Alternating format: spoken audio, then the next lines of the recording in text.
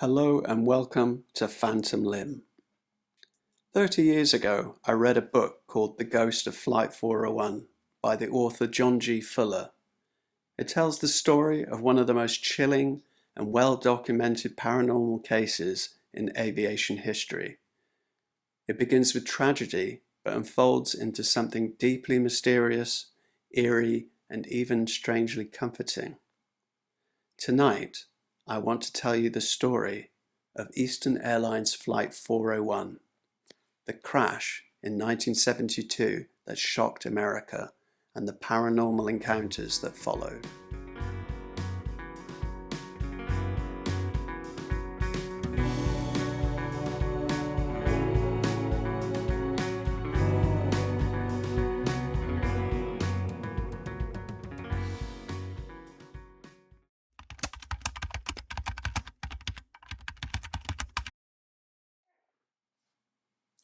On the night of December 29, 1972, Eastern Airlines Flight 401, a Lockheed L-1011 TriStar jetliner, was on approach to Miami after a routine flight from New York. On board were 176 people, holiday travelers, businessmen, families, and crew. As the plane began its descent, the crew noticed an issue. The landing gear indicator light hadn't illuminated. They focused on diagnosing the problem, unaware that in the confusion, the autopilot had been disengaged. The aircraft slowly and silently descended. At 11:42 p.m., Flight 401 crashed into the dark waters of the Florida Everglades. 101 people lost their lives, including Captain Robert Bob Loft and flight engineer Donald Don Repo. Miraculously, 75 people survived, many thanks to the heroic efforts of crew members like flight attendant Beverly Raposa. But the story doesn't end in the swamp, it begins there.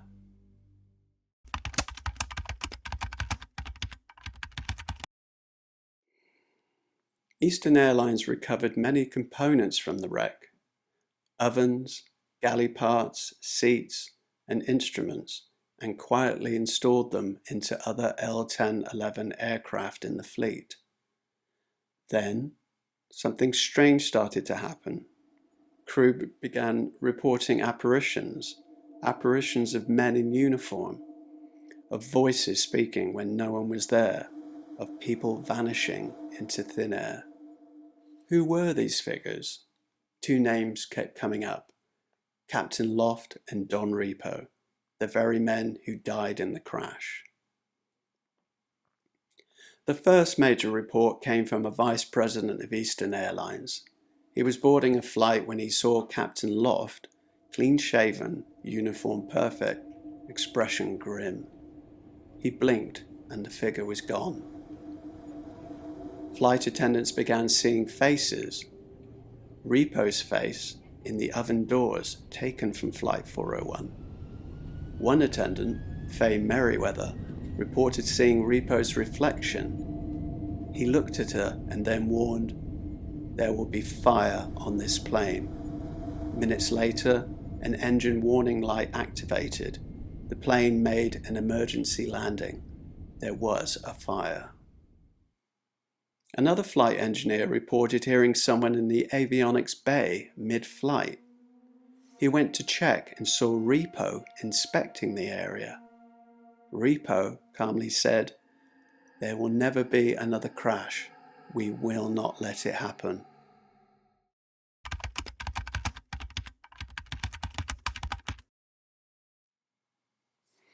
Over 20 credible witnesses, flight crew, engineers, even company executives, came forward with eerily consistent accounts.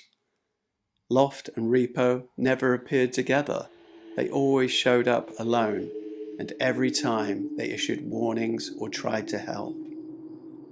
One pilot almost cancelled a flight because his entire crew was shaken after seeing Loft standing silently in the cockpit before takeoff. He vanished before anyone could speak to him. Each story was more unsettling than the last. not just because of the ghosts, but because of the sincerity and professionalism of the witnesses. These weren't ghost hunters, these were trained aviators.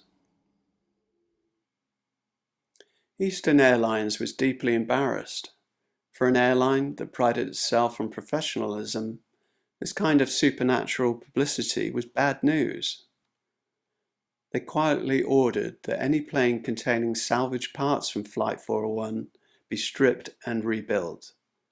Flight logs that mentioned paranormal events were removed. Testimonies went missing, but by then the legend was out. Whispers spread across the airline industry. L-1011 crews shared stories in hushed tones. Some refused to fly certain aircraft. Others brought holy water. The legend was alive, whether the airline liked it or not.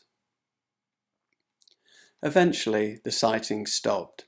As the salvaged parts were removed and time passed, Loft and Repo seemed to finally rest. But their legacy remains. John G. Fuller's The Ghost of Flight 401 documented these events in detail, offering one of the most credible accounts of paranormal encounters in modern history. He spoke with pilots, attendants, even executives who went on record, many of whom had nothing to gain by speaking up. It was never about fear, it was about mystery, and maybe something more. Many say Loft and Repo weren't haunting out of vengeance. They were trying to prevent further tragedies, to protect, to serve their passengers, even beyond death. Maybe, just maybe, the spirits of Flight 401 never left the skies. If you found this story as eerie and fascinating as I did, please make sure to like, subscribe, and leave your thoughts in the comments. Would you have flown on a plane with salvaged parts from Flight 401? Or do you believe the spirits were really there? Thanks for watching. Until the next time, fly safe.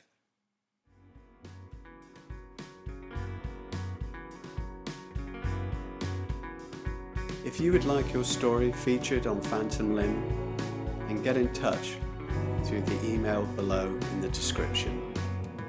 Don't forget to like and subscribe as well. See you on the next one.